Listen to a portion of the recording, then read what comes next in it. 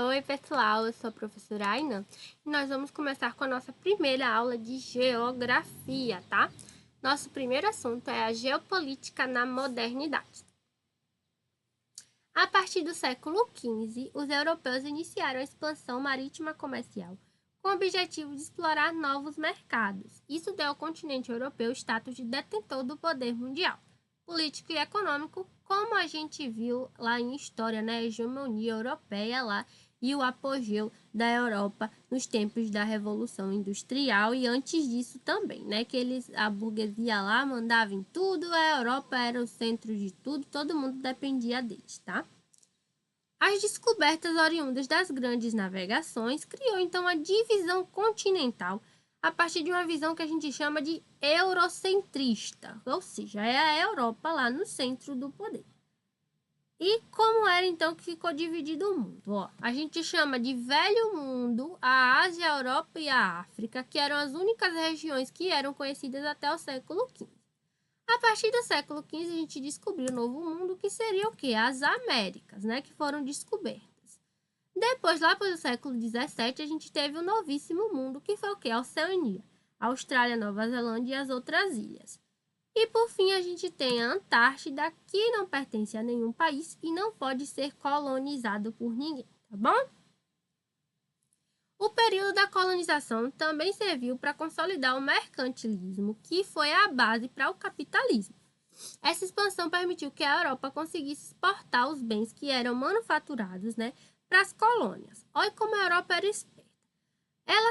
Elas pegavam a matéria-prima das colônias a um preço bem baixo e vendia de novo o bem, né, a um preço bem alto. Por exemplo, eles pegavam o algodão, fazia o tecido e vendia lá a um preço exorbitante o tecido do algodão que foi pego na colônia a um preço baixíssimo, então que nem pagaram.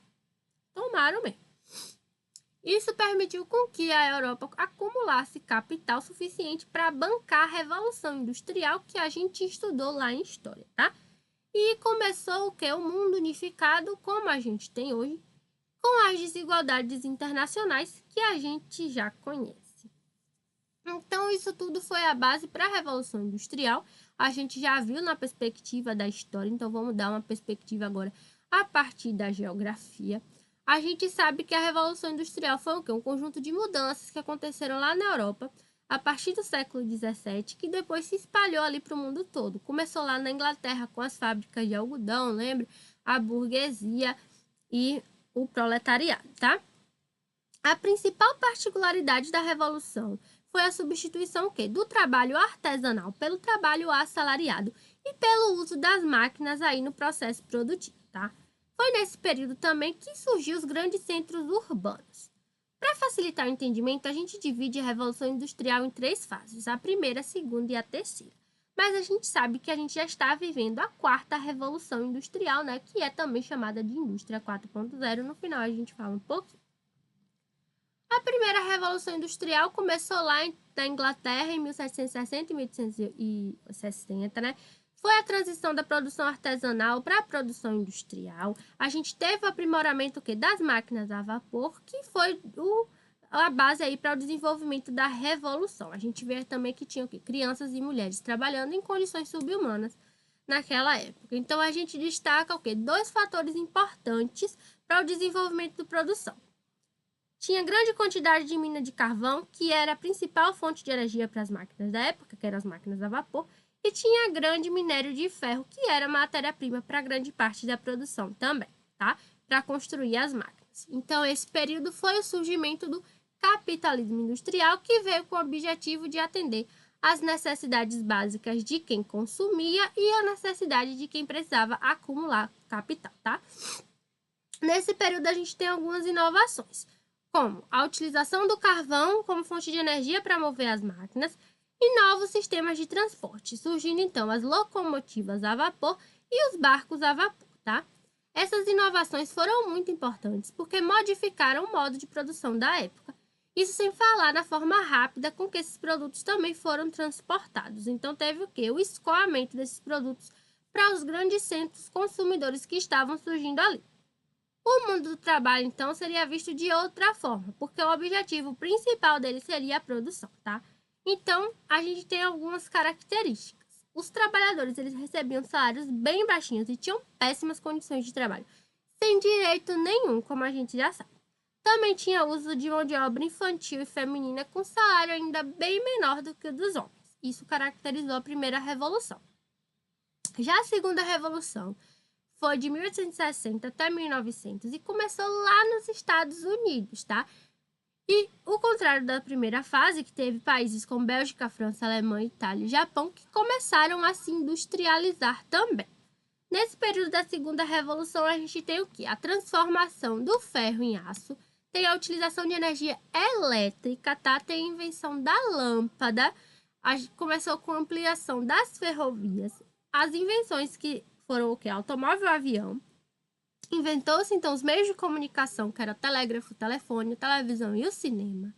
Teve o avanço da química, começaram a descobrir novas substâncias.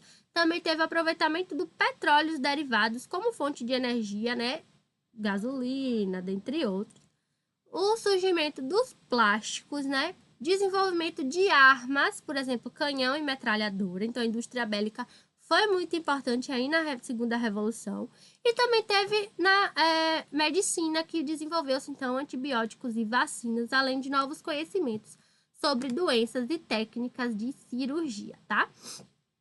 Com essas inovações, a gente tem também o capitalismo financeiro, pois grandes indústrias começaram a receber financiamento de grandes bancos que buscavam uma fatia aí desse lucro. Nessa nova fase, a gente teve o desenvolvimento de novas tecnologias que atendiam às necessidades de produtividade do mundo moderno. Teve Ford lá no século XX que começou a colocar a produção em massa na sua fábrica de automóveis, né? Seja as linhas de montagem. Então a gente dividia as tarefas, né? Teve a divisão de tarefas certinha e cada trabalhador era responsável por uma única tarefa. Então eles repetiam essa tarefa infinitamente para alcançar uma maior produtividade. Às vezes nem sabiam o que eles estavam produzindo, só sabia fazer aquela parte da peça. E para obter a colaboração dos funcionários, então, foi o que? Estabelecida uma remuneração e prêmios extras. Isso aí começou a beneficiar os trabalhadores e começou a melhorar também o dia a dia na fábrica. E a terceira revolução industrial começou ali depois da Segunda Guerra, e a ciência e tecnologia já estava assim mais avançada e começou a se ligar mais à atividade industrial e às atividades econômicas, né? Tanto na agricultura, quanto na pecuária, quanto no comércio e nos serviços, né? Começou novas ideias, novas técnicas e novas formas de utilizar os recursos existentes. Então, a terceira revolução também é conhecida como Revolução Técnico-Científica. Com a terceira revolução industrial, a gente teve a demanda por tecnologia e por mão de obra especializada, tá? Nessa época, a gente tem o avanço do Japão com o toyotismo, né, ou produção enxuta, ou Lean, que se estabeleceu como padrão mundial. Teve um trabalho horizontalizado, né, que tinha o quê? Cooperação, coparticipação e terceirização dos serviços. Foi um modelo aí para todo mundo. O toyotismo é um sistema de organização que é voltado para a produção de mercadorias. Foi criado no Japão depois da Segunda Guerra pelo engenheiro japonês Taishi Ono e foi aplicado na fábrica da Toyota, de onde originou o nome toyotismo, né? Ele se espalhou então a partir da década de 60 por várias regiões do mundo e é aplicado até hoje em muitas empresas e é motivo de estudo aí para todo mundo, tá? Nesse período a gente vai destacar as seguintes inovações: a engenharia genética, os robôs industriais, os satélites de telecomunicações, o computador pessoal, os softwares, o fax, o celular, o GPS, as tecnologias automotivas e a internet, tá? Que a gente pensa que, meu Deus, é tudo tão recente, mas não é, gente. A gente já tá vivendo a quarta revolução, a gente já tem inteligência artificial, a gente conversa com computadores. Às vezes a gente liga para resolver um problema sei lá, de uma linha do seu telefone ou um problema na empresa e você nem fala com o atendente humano, querido. Você só fala com o robô. A gente já está vivendo a revolução. Nós somos a revolução. Então, a terceira revolução industrial ela foi decisiva para consolidar o capitalismo e a divisão do trabalho, dando início à globalização. Assim, a mão de obra especializada vai ser vital para o pleno desenvolvimento industrial. O avanço da globalização tem servido, então, para interligar o espaço geográfico mundial e vai intensificar as relações econômicas e culturais entre os países. Por isso, muitos estudiosos analisam o mundo atual como um espaço interligado e globalizado e chamam ele de espaço global, tá bom? Então é isso, pessoal. A gente estudou as 3 revoluções industriais, mas a gente já está vivendo a 4ª revolução industrial, como eu falei para vocês. Então, eu vou deixar um linkzinho aqui, tá? Com algumas notícias sobre a 4ª revolução industrial, para a gente discutir um pouquinho e ter uma ideia do que a gente está vivendo no mundo de hoje, tá? Porque a gente já está tão inserido nesse mundo que a gente não para pensar que tudo isso é muito novo e que a gente nasceu de uma geração que ainda não tinha acesso a isso, e hoje nas fábricas é basicamente tudo com robô, tudo automatizado, sabe? E a gente tem que conviver com isso hoje em dia, tá bom? Espero que vocês tenham gostado. Não esqueçam de mandar as atividades pelo WhatsApp. Até a próxima aula!